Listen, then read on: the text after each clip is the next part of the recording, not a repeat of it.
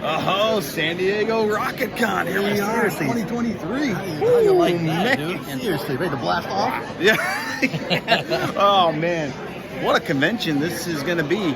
We got some cool little guests here from X-Men, the animated cartoon. Oh, yeah, dude. Anything like pop culture, like anything you grew up watching, like it's here, right? I mean, nostalgia overload right here. Oh, my man. God. It's unbelievable. Whether it's Ninja Turtles, more nostalgia. Oh, my God. Or if you feel a little oozy. Oh, feeling a little... Oh, I see. Surprise guest over there, huh? One of the members of the bloodline. Huh? Should we acknowledge him later? I think we should. I think we might have to. Oh, man, check it out. Yeah. Who knew this? Let's check out the convention floor here. Right? Yeah, I think there's Scottish even Rite Center. House of 1,000 Corpses back there. Oh, yeah, it's Robert Muse. Oh, yeah. We haven't seen that. And not unannounced. We just saw a surprise. Like, cool. That's so cool. You know? Right? We got some cool panels on Saturday morning cartoons. Oh, heck yeah. man. Panels, Saturday morning cartoons. Lots of vendors, voice actors. I mean, it's like a mini Comic Con. Maybe like this Comic Con was back in the day, just really low key, just small. But right now, I mean, the line to get in was around the block. We couldn't even park further away, you know. So, but it wasn't a pressing issue, was it? It was not a pressing issue. No, it was not. Because we're on cover for our YouTube channel, man. How cool is that? So that is amazing. I can't believe it. I know, man. We're so into to provide this footage for you guys, man. You know, so we love doing this anyway. So let's just share with everybody else too. I totally agree with that. Yeah. And just because it's not the big San Diego Comic Con or one of those, it's cool to check out a smaller convention because you just never know. It's like intimate and it's cool. It's a stone's throw away from your house, right? Yeah. It's super close. Like, oh shit, okay. Might as well check it out. Let's go. I love it. It's insane. We'd have to drive so many miles to get here. Yeah. Why, dude? But yours is right around the corner. But how cool is that? The San Diego Rocket Con. It's its 4th year. Oh, and it looks like it's getting bigger and bigger. Yeah. I'm excited for that. But hopefully, it sticks around and. It looks like it's doing really well. Like people, cosplays. I mean, it got everything. Got everything, and then you got independent artists, independent comic book writers. Man, and I guess they hold other events here, but the main one, of course, Rocket Con. Oh, so if you guys like what you see, man, definitely follow them on Instagram. Follow them around. Yeah, TC Rockets. Oh man, exactly. Kevin Eastman's here. Like we're big Ninja Turtle fans. With the fact that he's here. Boston Nova. Chevy Nova. We got to we had to come out here, man. That was a big draw for us, right? So God, we're big Ninja Turtle fans. We're like, man, I'm going we got Pizza D's got 30-second shirt, man, for the movie. So I'm surprised more people aren't walking around with pizza right now. I know, right? Or they're not even selling pizza. Or maybe they can't find the address, you know. I thought they look everywhere. They got to get a new route. So, man, come join us, man. Look at this. We're covering it for you guys. Check it out. Look at that show. Oh, man. Beautiful. So, yeah, let's see what else this convention has to entail. Oh, man. Let's go. Rocket? Wait a minute. Are you going to Pokemon Alley? What's going on here? Well, they're afterwards. Ready to blast off? Oh, damn. This is our main exhibit hall of Rocket Con. Dude, this is so cool. Yeah. And it's intimate. Look at that. You got guests here. Yes. Oh. Let's go. And I heard you're going to be coming out of your shell soon. I think we all are. So we're gonna walk around. This here is our show special right here. This is the Condemned Comics right here. Look at that. All the Lost Ronin variants. And Kevin Eastman is signing today, man. Got my ticket. Yeah, we got tickets, yes. Condemned Comics. Check them out. We even have show specials on 9/8 Turtle slabs. They're only $60. Look at that. Just for this show. Ooh, that's beautiful. Oh, my God. Yeah, you guys gotta check out the booth right here. Oh, dude. And it's not just Ninja Turtles either. I mean, you got other stuff, but Ninja Turtles is the main focus today. The hardcover for the last one. Oh, yeah, man. Someone's got to have it here. That is crazy.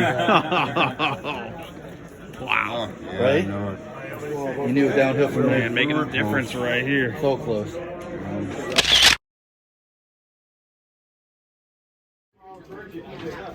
Wow. Ninja Turtles, that is the name of the day here at TC Rocket, or should I say Rocket Con.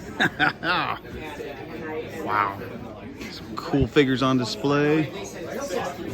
Little mini convention right here at the Scottish Rite Center. Gotta love it. Turtle power. Yeah, who would have known? Woo. Oh, hey, local KUSI News is here covering the convention. That is trippy. Oh, man. If you're a comic fan, if you're a Turtle fan. Oh, yeah, we even have some AEW in the house right here. From the Jericho Cruise to TC Rocket Con. Oh, man. The real presses. This Ooh, is man. unique right here. This is one way to light up Rocket Con. Damn. Ready for takeoff. Look at this. This is incredible. And then you got some You know who these cool art characters are, prints. Chris? I recognize some Dragon Ball Z in there. I haven't followed anime, I'll be honest, since my high school days, back when Trigun was like the new thing. So it's been a minute. I was always a Ninja Scroll fan though. So. Oh man, that's crazy. Oh man. Ninja Turtle Mania. So, dude, I gotta ask. Oh yeah. Have you figured it out yet? Oh yeah. Oh yeah. I saw it. And You got one I saw right the here. logo from a mile away. I was like, I gotta get it. Oh man, that's some cool Ninja Turtle stuff here. Yeah, they got from the cartoon, the necklace from Secret of Doom. Oh, yeah. 90 movie. They got the accessory packs right here. That's Oh, that's incredible. that's all of them right there. I think that's the kind of exclusive, right? The cartoon one? Yeah. Oh man, feast your eyes on this artwork right here, huh? My main guy is the head concept artist on the boys. Umbrella Academy. Oh, look at that. I got Freddy Krueger right there. The Flash, Supergirl, he did all the DC Warner Brothers stuff. He was the head concept guy for I can see why, yeah. There is some cool stuff Look here. at Freddy and Jason. Yeah, Freddy versus Jason. Yep. Oh man, That is cool. this is. It's got any character you like, I'm sure they have. Moon Gotta Knight. love it. Oh, everyone's in. Check it out, everyone enjoying RocketCon. This is the view from above, and the artist. There's Rikishi's booth over there. Who knew Rikishi would be here? Seriously, what a cool surprise. Oh man, RocketCon. This thing is growing in its 4th year. Woo. A lot of people here enjoying RocketCon. This is awesome. Unbelievable. And then right behind us here, like you said, it's all the artists selling prints. This is cool stuff, man. An FBI agent who tracks down a killer to small town Arizona. Okay. He goes to the town and he's not working with the FBI, like the jurisdiction of it. He's there all by himself. And so he gets caught up in the small town drama while he's trying to find this killer. There's supernatural elements in there. There's a lot of mystery, drama, I like that. backstabbing, romance. So if you're into things like Twin Peaks, Fargo, it's kind of all like that. So you can see like Side by side comparison Yeah. here. Oh yeah, I see like the lot of work in the sky and Remastered and the original. Yeah. Hmm, Oh, yeah. Interesting. yes. So you're like you're never like finished, or did you think like I could change it up, or you're like I did all that Pale. for this, so it's now. Folks who are here with us today, and to my immediate left is Larry Houston. You probably know him from X-Men the Animated Series, amongst Hell other yeah. shows such as RoboCop, Alpha Commando, Yeah. Bionic 6, and Spider-Man and His Amazing Friends. I mean, Yes. I'm not going to go up here and read off his IMDb, but Larry Houston, everyone. Yeah. Responsible for our childhood right there. Mr. Houston's left is Jamie Sullivan. He was, because IDW completed their run on the G.I. Joe Real American Hero series. Oh. He was the cover artist on several of your favorite issues, including number 300, which had a record number of G.I. Joe characters.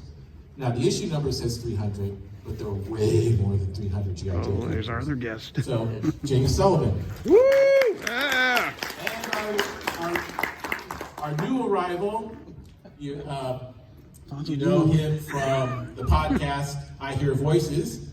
Also, you know him from Green Lantern, the animated series. You also know him from Transformers. You also know him from, a little anime series called Voltron Legendary. Yeah. Josh Keaton, ladies and gentlemen. Hello. To different processes in animation. You started as you explained to me, as a storyboard artist, correct? Yeah, started as a storyboard artist at Filmation, and then progressed to Marvel Productions. Okay. And what did you work? What was your first project at Filmation as a storyboard artist? That's back when they were doing. It was like Tarzan, Flash Gordon, Lone Ranger, Owl, and so it was like 3 action adventure shows in one. And I was a storyboard artist on that. And a friend of mine that you might know, Bruce Timm, was the prop designer on that show. Very cool. Went on to become the Batman producer, director. Very, very cool.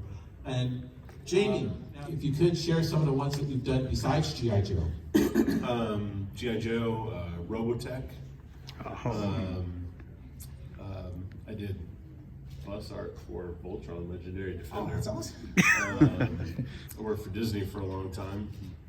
That's a whole other story. I was the original voice of Jack. Yeah. Up in For NorCal. like, I think 13 or 14 commercials. Yeah, radio commercials. Oh, pretty much every. As a director, it's like the culture of the football team. You get all the credit or you get all the blame. It's like everything is on you, you know. And so I'm in charge of hiring all of the storyboard artists, the colorists, the background, the props, design, hiring the design team who's going to be in charge of the color department, scripts. Well, actually, I don't have to. I just worry with the story editor. I let him deal with the writers. But it's talk to him about what I need. You know, I don't want to show like where you're going to like around the world in one episode, which means I'm going to have to design 12 to 15 backgrounds that can't be reused. I mean, I'm getting into minutia here, but basically, you're in charge of this entire bunch of people, and you set them loose on the show. And just to give you an idea, if you have a script, someone has a script for an episode. Script might be 30, 40 pages long. I break that down into thirds, hand it out to 3 different artists. They go away with their sections. When they bring it back, that 40-page script is now about 400 pages, about this tall. Oh, man. And I have to go through every page and make sure they follow the script. And if they did something right, okay, it's fine. If they did something wrong, back then, yellow post it, do a little doodle to fix it. If I have time, I hand it back to them. If I don't have time, I have a staff of artists here. You fix this. You know, and it's just a churning of work and this is every week coming through. So, and when you're a director, what you want to do is you want to give everybody a chance to be an artist, but when you get this volume of work that's getting about this high, you want to work with people that know what they're doing. And I did give people chances to be an artist, but you know, once I would give you like, okay, this is what you need to improve. I'll give it to you, you do that, so that on the next show, those mistakes shouldn't be there. You should be improving all the time. But if it doesn't click, then I have to move on to another artist. But I did give people a lot of chances when I was doing work. And on top of that, as I'm churning through the production, film comes back from overseas, from Korea. And you got to sit down and start going through it and seeing the mistakes, spotting sound effects, the music, and you got to do that. At the same time, you're churning out this. The work's coming in. You got to keep track of all of this stuff. I could barely remember my name when production was going on. It was crazy. But yeah, it's a lot of work. I mean, you feel satisfied when the work finally comes together. But man, it's a lot of work. And just so you know, I retired. Now, in that description, you know, if you could walk us through the process of what you and the voice director do to make what Larry's been doing a reality. I would say that the process even starts before we meet with the voice director. Basically, it starts with the actor auditioning. And what happens with that is that our agents will basically get the auditions. When somebody's casting something, they'll reach out to agents who will reach out to their talent, who they represent, and put out this audition. And the audition will have like a piece of the script from either an episode or something that's made up just for the audition. And then there will be a breakdown, and the breakdown is like the description of the character. Sometimes you're fortunate enough to get character art. They don't really do that anymore because of leaks and things like that, so a lot of times you're just going off of a description. And you basically go through that, and you live with the sides. That's what they call them, the script, they call them sides. I don't know why. But yeah, so you live with the sides for a little bit, and it's a pretty quick timetable because now everybody can record at home, so they send you an audition. You have probably till the next day to come up with something and put it on tape and send it out. And the voice director will, in conjunction with the rest of the production, basically keep whittling down their talent pool until they get to their last few choices. And sometimes they'll call people back, usually for like a big role, they'll call you back multiple times. Have you read for multiple people, have you read for the director, have you read for the network executives, or, you know, and now streaming, you know, the Netflix people or whoever is gonna be producing the show. And then once you actually get the role and you get into the room, it kind of varies based on production, because before you used to do a lot of ensemble records, and that's where everybody is in the same room and records the scene kind of like a radio play. And COVID kind of changed a lot of that, because all the productions went out of production and we all had to do stuff from home. So unless you actually had a home studio and were able to record from home, you had to put one together if you wanted to keep working. I was fortunate in that sense, but in terms of the collaboration with the voice director, usually it's a pretty hands-off approach, because by the time you're cast, the voice has already been kind of figured out. And so it's really more of the voice director being the liaison between the director and the production staff to basically convey to the actor what they want or what they need. If the motivation or how they're playing the scene needs to change in this particular thing, they'll kind of know the actory terms to explain it to you. It's a little bit more of a collaborative effort if it's like bit parts. If it's like, because sometimes voice directors will just call in an actor to do utility on an episode. And utility would be like, you know, where you do various voices, where you come in, you do 3 different voices, small characters, incidental roles. And with that, you know, nobody's really thought about, you know, what this character is going to sound like yet. And so for that, you know, you'll kind of go back and forth with the voice director and throw some things at them. And they'll say, you know, make him a little older, or, you know, no, he's more nervous. He's got more of this quality or whatever. And then you just kind of go back and forth and figure out the voices that way. So I'd say for the bigger roles, a lot of that collaborative effort is already done before you even get into the booth. But for the incidental roles, there's more of a tell people, like, people ask, what do you do for a living? Oh, I draw G.I. Joe, or oh, I work on Robotech, or I've done this for Star Wars, or whatever like that. The biggest misconception that people have is like, I'm loaded. Like, oh my God, your paycheck. I'm like, yeah, you should see it. You would be incredibly surprised at how small it is, and yeah. It's kind of the same way for voice actors too. Like people, and I mean, because you're in some way kind of the not the face, the voice, but you're the thing that people hear, and yeah. People are like, oh, you know, you must be super rich, and I'm like, not really. It's really just a job like anything else. And it is. It's you kind of, I'd say that most of my income as a voice actor doesn't even come from like animated shows. It comes from like the boring stuff. It comes from like commercials, or like, yeah, coming up next on this channel or whatever, like the promo clips. You know, that's literally where you're gonna make most of your money. I like when I did Jack. The 2 days worth of work I did for those spots, I made more doing that than I made an entire year working in radio 6 days a week. No, it's crazy. It's just the way it is. Every now and then you'll get that big job, but then you got to fill in with other stuff, and so that's why, like, I'm a member of SAG-AFTRA, which is the union for performers, and that's been a really good thing for me, because projects have to pay residuals, which are the things that you get. Basically, if a project keeps making money, like if they put it on Hulu or they put it on another thing, that production company is going to be profiting off of that. And so all the actors that were a part of that get a tiny amount. But all that adds up over time. And I still get checks for background singing that I did on Apollo 13.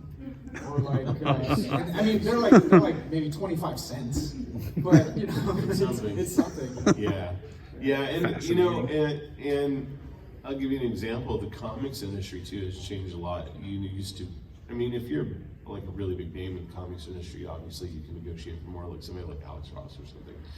But you know, some of these companies, like, you go in and they want you to, you know, do covers for a title or especially a licensed property, and it's not, well, you go in and you negotiate how much you get, like for a cover. They're like, we pay this for a cover, and you either say yes or no. If you say no, they're like, okay, well, we'll find somebody else to do it, because there's always somebody else out there that'll do the cover for what they're asking.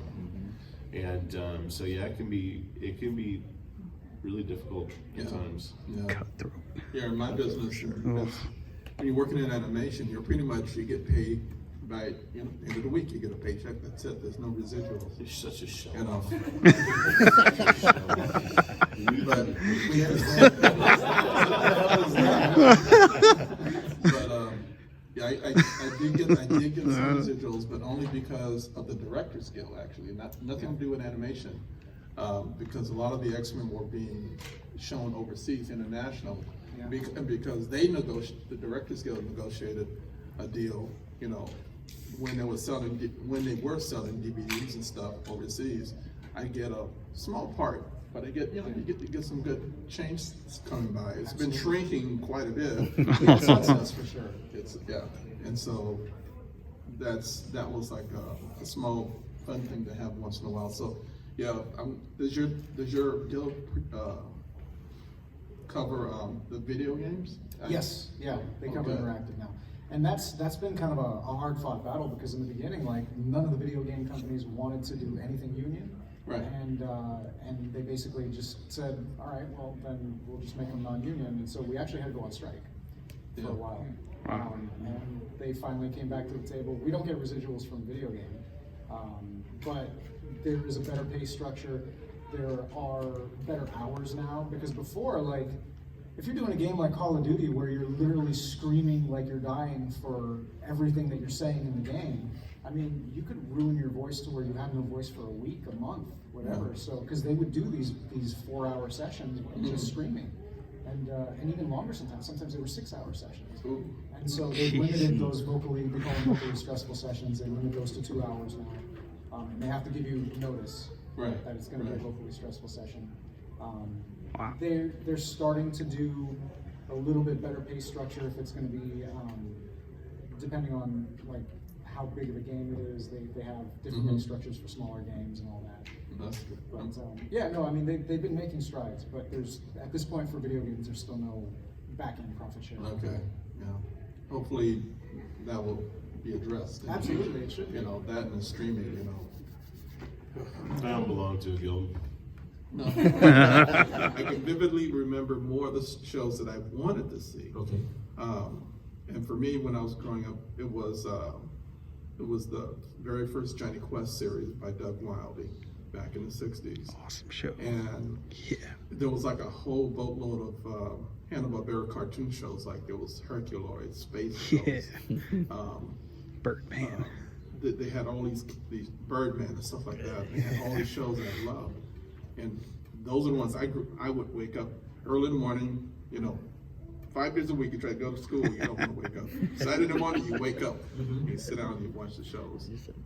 And those are the ones that I can remember, vividly waking up to watch and just absorb every minute that I could possibly of those shows, because they were very inspiring for me as a kid, but also it helped my imagination in watching the visuals and the artists. I found out later, Alex Toth, who's like the Jack Kirby of animation, would come up with designs and sound effects that they would marry it with. And the voice, Jim Cassidy, I think his name was, Lurch, the guy Lurch who played Lurch. Cassidy. Jack Cassidy. Jack Cassidy. Yeah, I mean, he was a good bad guy voice, and it was like you hear his voice, and it's like, ooh, that's a good, those kind of shows for me as a kid growing up were like, just got my juices running creatively, and later on those type of shows inspired me when I got older. That when I got a chance to be a storyboard artist, I try and remember the visuals, remember the excitement. As we're going down the stairs here, are you feeling a little bit of the bloodline? Oh, you got to acknowledge the tribal chief. Oh, I gotta acknowledge the true tribal chief right here. Oh man, right there, Hall of Famer. That is badass. Well, so far, RocketCon, you could say, has been kind of incredible, huh? We got a little Jingle All the Way action along with Albino. What's going on, man? We got to go and see if we can meet Larry. Hey, look at that. Isn't that Mr. Amazing Spider-Man himself? Spectacular Spider-Man himself, I should say. He's in a lot of voices. We got to meet him earlier. We saw him at a panel. Oh, man. Video games, comics. It's hopping. Oh, man. They got it all for you. You got to come out here. Wait. Did you mention comics? I did mention comics. We did get a comic. Yeah. Where it all started. That's where it all starts. Oh, man. It's been fun so far. Still more to go. Whoa! It is time for Commander Cash. Who the heck is that? Oh man! If you ever watched the RoboCop, the series that came out in the '90s after RoboCop 3, Yeah. it's cheesy.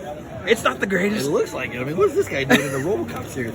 There would be animated commercials with social satire in them. Oh, like in the movie. Yeah. So let's say Commander Cash sees a kid by a river kicking trash.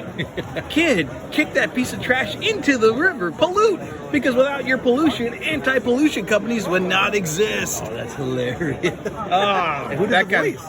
I don't know who did the voice, but Rowdy Roddy Piper starred as Commander Cash in the episode of RoboCop versus Commander Cash. That's cool. So yeah, Nice oh man, tidbit it's right only there. $10. That's pretty crazy. That's hilarious. Oh man. You remember that, dude? That's wild. Oh, here with the great Larry Houston, waiting in line there. Rufus over here. Oh man. Heck yeah. I'm going to sign here. Yeah, that's perfect. And the one and only Larry Houston is amazing. Legend right here. The fun part Cowabunga. about working on the Turtles is that Yes.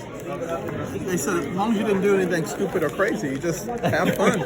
That's So the awesome. writers would write scenes where the turtles are doing some fighting and stuff, and so as long as you could take it and add stuff to it and keep creating more and more gags, they went for it. He created freedom to do what he wanted. Yeah, they gave us a lot of freedom to. And I just love like all the characters and the designs and everything with like technodromes, just the sex, it's just everything. It's just- Yeah, people were having a lot of fun designing this. I love that. Oh, that's just Come to- beautiful. where it was like a spin-off of Daredevil, essentially, right? And when they were kind of making Wait a minute, Shredder? Last Ronin? What? What's up with all this turtle stuff? Oh, we are in line for the one, the only, Kevin Eastman. Oh man. sign your book. Oh man, gotta get that book signed. Courtesy of Alfonso. Thank you very much. Hey man, I told you, you gotta read it. I gotta It's read so this. good. I talked about it in the unboxing I did, and I had to buy the figure immediately. And if you're a Ninja Turtle fan, like I said, you gotta freaking own. You gotta read Oh man, can't wait to see that. it. You're gonna love it. You're gonna love it. Or I should say, I can't wait to read that. Oh, Ninja Turtles all the way, man. Cowabunga. This is how full it's looking right now. It's gonna be a little bit. Well, Alfonso, we're at the home stretch. The main man himself, Kevin Eastman, right up there. Almost there. We're gonna be waiting for 5 hours. Oh my god! And a familiar dude from the John Carpenter signing is here. If you look at the, Oh my god! You see him? Oh boy! He's Chris's favorite. Oh well, it's almost Cowabunga time. Oh boy! Oh boy! Fonzo, you're gonna be proud. Oh god! Fast track on those? No. Okay, so modern. And do you want to press those? It's 15. It's almost I know. They that's so cool. When you said third as well, right? Yeah. Third just came out. We did. Yeah. And I got this. it's worth it. Is it worth it? That is. Not really help you get unless you already paid and pressed it before. Oh yes, he was a thug. He was just yeah. That's cool. Right next to San Rockwell. Yeah, that's right. When they did the cigarettes. Exactly. When I brought it up, it's like. Now then you can take this and then put it Because I didn't realize you mentioned it in Okay, cool. an interview. I think after you got one of Demographics here. first breakthrough roles. He said, "Well, his first role was a thug in the Ninja Turtles." I was like, "Wow, really?" That's awesome. San Rockwell, yeah. Right along the- Absolutely.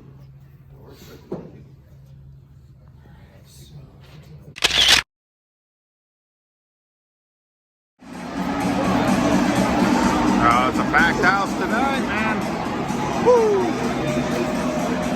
Star Wars night. Star Wars night, but we gotta fix that score though.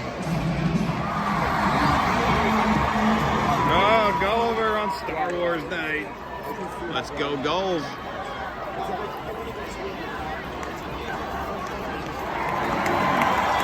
Oh shit! A hat trick! Oh! Rocco Grimaldi! The Force is with you on Star Wars night. Throw those hats! Yeah!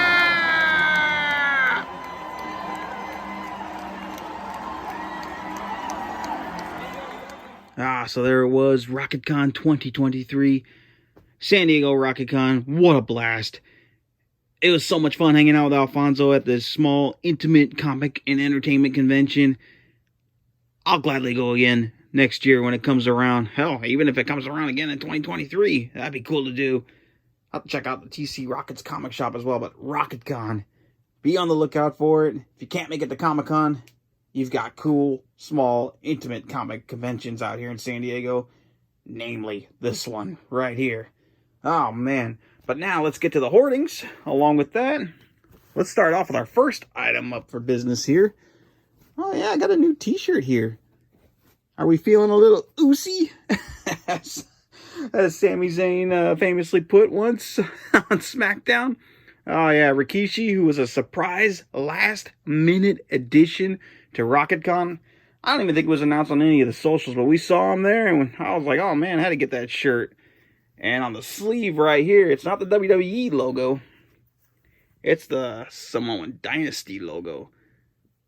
Because Rikishi does run a school in Southern California, Knock Pro Wrestling. And on the back of this shirt, yes, the bloodline. Oh man, Rikishi, Usos, the bloodline, everybody making it happen. Had to get a Feeling Oozy shirt. And then, as part of the combo package, I decided to get an autographed 8x10 from the one and only Rikishi, who of course signed it, and he wrote Bloodline. Oh man, hell yeah. And the reason I got this 8x10 is because, well, it portrays almost all of his gimmicks. It doesn't have the Samoan SWAT team from the NWA, but it's got his head shrinker days right there, and he was tag team champion. And then, 1995, he was the man making a difference, fought too. Oh, yeah. And then, in about 97, he was the Sultan.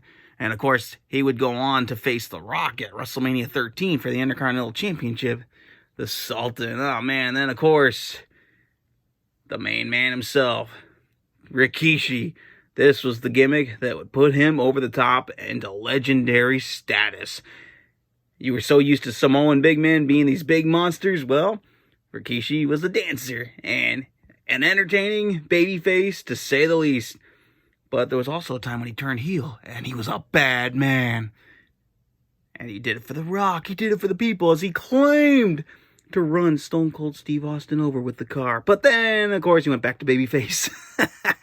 And he backed that ass up into a Hall of Fame career.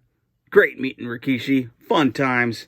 Oh, man, let's keep it going. The next item up for business here. An independent comic book right here called The Pale. This is issue 1. And Jay Fabre was there. Sanders Fabre was not there, but he pre-signed these. But Jay signed them right on the spot. And it was cool talking to her and just hearing the passion that she had about this comic as it went from, I believe, a Kickstarter into what it has become. Had to check out issue 1. I like the cover of that. Oh, man. Very curious about The Pale. It's always cool checking out independent comic books. And then, X-Men was the main thing everybody talked about with Larry Houston, and rightfully so. X-Men is a freaking all-time great cartoon. That's my number 2 favorite cartoon of all time. What's number 1? Well, here you go.